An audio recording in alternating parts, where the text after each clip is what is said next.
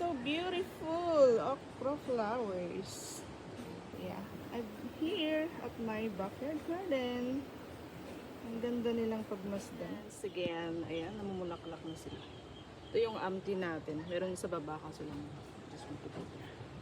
And this is our left na singkang. Ayan. Ito yung bunga ng ating palabasa. Ayan. For almost 2 months nagbunga na din siya. Yung una, hindi pwede yung bunga niya eh. And, ayan, na-sprayhan kaya nagkaroon ng 6 na bunga. O, diba? And dumadami na din yung bunga. Pwede na. I just flex my searing beans. Ayan, marami siyang bunga. So, na-harvest ko na siya nung nakaraang araw. Pero, ayan, hindi ko pa siya balak kainin. Sinong may gusto dyan? May bayad.